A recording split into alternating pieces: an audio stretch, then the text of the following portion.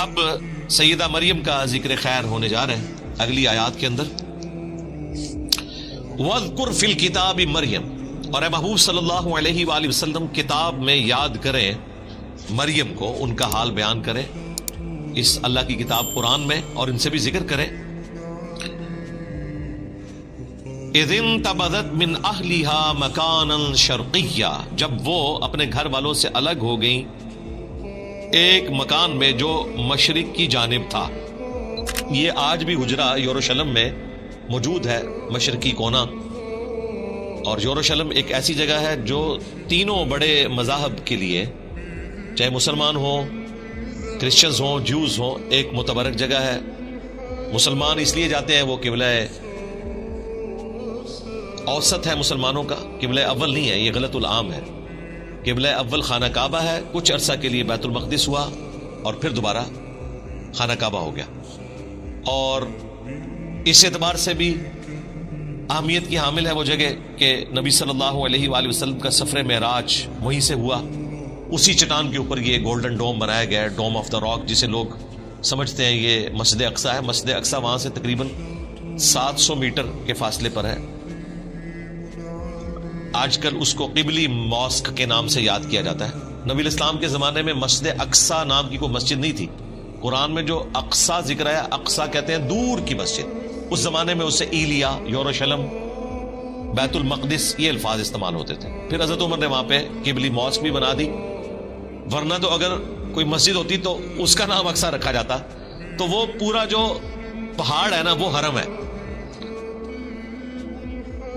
مسلمانوں کے لیے تیسرا حرم ہے مکہ اور مدینہ کے بعد. اسی کے اوپر وہ چٹان بھی موجود ہے جہاں سے نبی الاسلام معراج پہ تشریف لے گئے. اسی پہ وہ قبلی ماسک بھی موجود ہے، اور اسی کے کارنر کے اوپر وہ ہیگل سلمانی کی ایک دیوار باقی ہے جو ٹائٹس نے 70 عیسوی میں حملہ کر کے یروشلم کو تباہ و برباد کیا تھا، اور جوز کا ڈائسپورا شروع ہوا. اب جا کے کچھ انہیں سکون آیا تو انہوں نے دنیا میں بے سکونی شروع کروا دی ہے. تو ایک دیوار ابھی تک باقی ہے جسے ویلنگ وال کہتے ہیں، دیوار گریا، جس کے سامنے وہ تورات پڑھ رہے ہوتے ہیں. اور ان کا ارادہ ہے کہ دوبارہ سے، بلکہ تیسری بار اب ہیگل سلمانی تعمیر ہوگا. تھرڈ ٹیمپل اسے کہتے ہیں. تو یہ حرم کا نقشہ میں نے آپ کو بتایا، میں نے کئی ویڈیوز میں اسے ڈسپلے بھی کروایا ہوا ہے. وہیں پر ایک مشرقی کونا ہے اسی حرم والی جگہ پر جہاں پہ سیدہ مریم نے عبادت کی. بیسیکلی اس کی تفصیلات تو آ چکی ہیں سورہ آل عمران کے اندر، کہ حضرت مریم کی والدہ نے یہ منت مانی تھی کہ اے اللہ تو مجھے اولاد دے تو میں اسے ہیکل سلمانی کی خدمت کے لیے وقف کر دوں گی. ان کے تو ذہن میں یہی تھا کہ اللہ تعالیٰ بیٹا دے گا اور ہیکل سلمانی کی خدمت کے لیے اسے وقف کیا جائے گا. کیونکہ اس زمانے میں مرد ہی وقف ہوتے تھے ہیکل سلمانی کی خدمت کے لیے. یہ بڑی آکورڈ بات تھی کہ کوئی عورت ہیکل سلمانی کی خدمت کے لیے جائے. ظاہر ہے پھر پردے کا بھی اہتمام کرنا پڑے گا، اور ایک ریجڈ قسم کے مذہبی ماحول کے اندر ایک عورت کو تو ایکسیپٹنس بالکل ملتی ہی نہیں ہے. جب بیٹی پیدا ہوئی تو انہیں اس چیز کا غم تھا. تو سورہ آل عمران میں آیا کہ کوئی لڑکا بھی اس لڑکی جیسا نہیں ہوگا. ہاں، یہ ہم نے جو تمہیں لڑکی دی ہے، اللہ نے یہ طے کیا ہے کہ اس لڑکی کو اور اس سے ہونے والی اولاد کو جہان والوں کے لیے نشانی بنائیں گے. دونوں ہی بڑے معجزے ہیں، سیدہ مریم کی پیدائش اور ان کے ساتھ جو معاملات، اور ان کے بعد عیسیٰ ابن مریم کی پیدائش. یہ دونوں معجزات ہیں.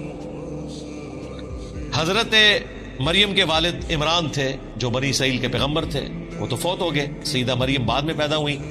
ان کی کفالت پھر ان کے خالوص سیدنا زکریا علیہ السلام نے کی. اس کا ذکر بھی سورہ آل عمران میں گزر چکا.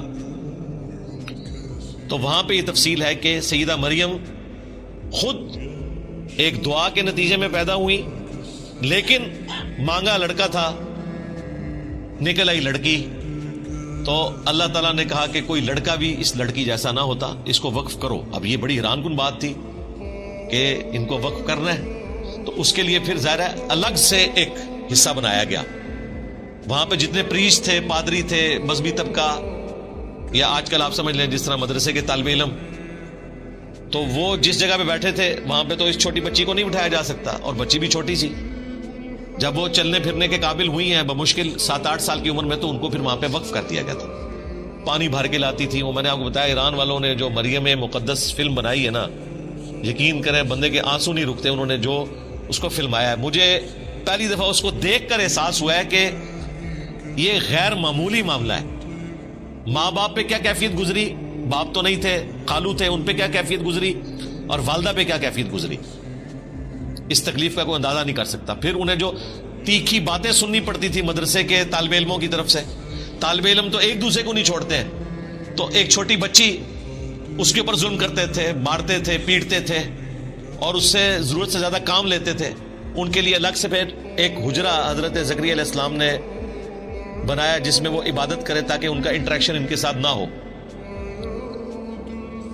ابھی تو ان کی کئی آزمائشیں باقی تھیں. ہمیں تو مرتبہ نظر آتا ہے نا حضرت سیدہ مریم کا، ان کی زندگی تو آزمائشوں سے عبارت ہے. یتیم پیدا ہوئی، بچپن میں ماں کی شفقت سے بھی ہاتھ دھونا پڑا، وقف ہو گئی.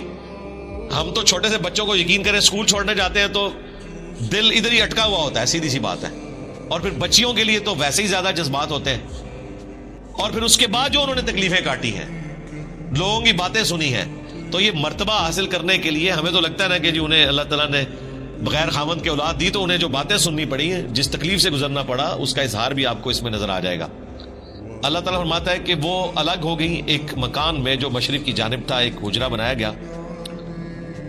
فاتخذت من دونہم حجابا، پس بنا لیا انہوں نے لوگوں سے ہٹ کر ایک الگ پردے میں جگہ. اب اگلی ازمائش شروع ہو گئی ہے. فَأَرْسَلْنَا إِلَيْهَا رُوحَنَا، پس ہم نے ان کے پاس بھیجا اپنی طرف سے ایک روح، یعنی حضرت جبرائیل علیہ السلام کو. ہولی گوسٹ کہہ لیں، روح مقدس کہہ لیں، جبرائیل علیہ السلام. فَتَمَثَّلَ لَهَا بَشَرًا سَوِيًّا، تو وہ ان کے سامنے ایک انسان کی شکل میں ظاہر ہوئے ان کے حجرے کے اندر. ان کے حجرے میں کوئی مرد نہیں جاتا تھا. وہ جب حجرے میں عبادت کر رہی تھی تو انہوں نے دیکھا کہ ایک نوجوان سامنے آ کے کھڑا ہو گیا. اب دیکھیں کتنی پرہیزگار عورت تھی.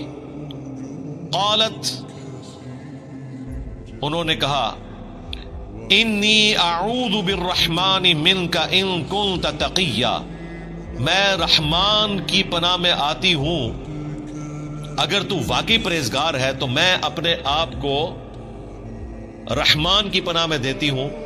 اس کو بھی تنبیہ کی اور اس سے پناہ نہیں مانگی، اللہ سے پناہ مانگی. قال انما انا رسول ربک، تو حضرت جبرائیل نے پھر بتایا میں تو تیرے رب کا رسول ہوں، انسانی شکل میں ہوں. ان کے لیے تو کوئی اٹریکشن نہیں کسی عورت میں. فرشتوں کا تو کوئی جینڈر ہی نہیں ہے، نہ مرد نہ عورت، ان کا تو جینڈر ہی کوئی نہیں ہے. انہیں تو کوئی لینا دینا نہیں اس چیز سے. تو انہوں نے کہا میں تیرے رب کا رسول ہوں. لِأَحَبَ لَكِ غُلَامًا زَكِيًّا، اور میں آیا ہوں تاکہ میں تمہیں عطا کروں ایک پاکیزہ فرزند.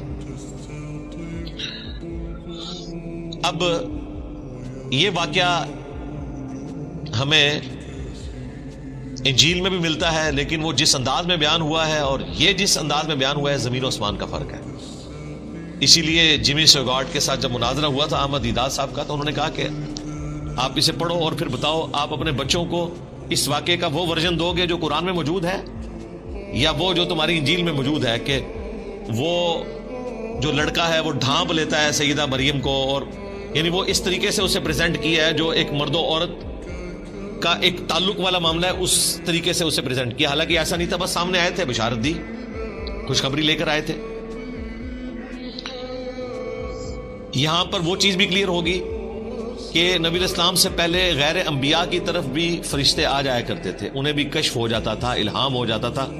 اگرچہ یہ ایک بہت ایکسٹراڈنری کیس ہے حضرت موسیٰ علیہ السلام کی والدہ اور عیسیٰ علیہ السلام کی والدہ کا، چونکہ وہ پیغمبروں کی مائیں تھیں، ان کے ساتھ تو ایک کیس ہوا. ان کے سوا بھی کیس ہو جایا کرتا تھا کہ غیر نبی سے بھی فرشتہ کلام کر لیتا تھا، لیکن ختم نبوت کی برکت سے اب یہ معاملہ اس امت میں بین ہو چکا ہے. تو حضرت جبرائیل علیہ السلام نے کہا کہ میں تمہیں بشارت دینے والا ہوں ایک پاکیزہ بچے کی. اس میں الفاظ ہیں تاکہ میں تمہیں عطا کروں ایک پاکیزہ فرزند. اب دیکھیں دین تصوف کے ماننے والوں نے اس میں سے نکالا کہ اگر حضرت جبرائیل بیٹا دے سکتے ہیں تو پیر بھی بیٹا دے سکتے، اور انہوں نے ظاہری الفاظ پکڑے کہ میں آیا ہوں اس لیے کہ تاکہ تمہیں بیٹا دوں. بیٹا دوں سے مراد یہ ہے کہ بیٹے کی بشارت دو، کیونکہ بعد میں آ رہا ہے کہ وہ اللہ نے دینا ہے. حضرت جبرائیل علیہ السلام تو کسی کو بیٹا نہیں دے سکتے، وہ تو صرف وہی لے کر آئے تھے. تو ظاہری الفاظ کو اٹھاتے ہیں، پورا کانٹیکسٹ چھوڑتے ہیں اور کہتے ہیں کہ حضرت جبرائیل بیٹا دیتے ہیں. بالکل ایسا نہیں ہے. قالت انا یکون لی غلام، تو سیدہ مریم نے کہا کہ مجھے بیٹا کیسے ہو سکتا ہے. ولم یمسسنی بشر ولم اکو بغیہ،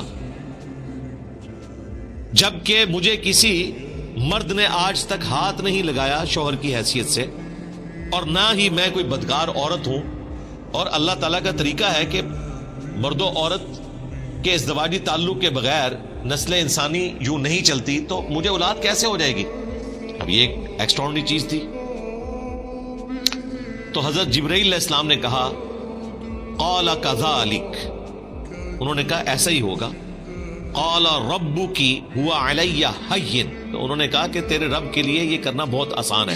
یہ سیم وہی الفاظ ہیں جو حضرت زکریا علیہ السلام کے کیس میں فرشتے نے کہا تھا جب انہوں نے کہا، پیچھے گزر چکا کہ میں بوڑھا ہو چکا ہوں، میری بیوی 5 ہے، تو کہا کہ اسی طریقے سے ہوگا اور یہ اللہ کے لیے آسان ہے. تو دونوں ہی معجزانہ پیدائشیں ہیں، حضرت یحییٰ علیہ السلام کی بھی اور حضرت عیسیٰ علیہ السلام کی بھی.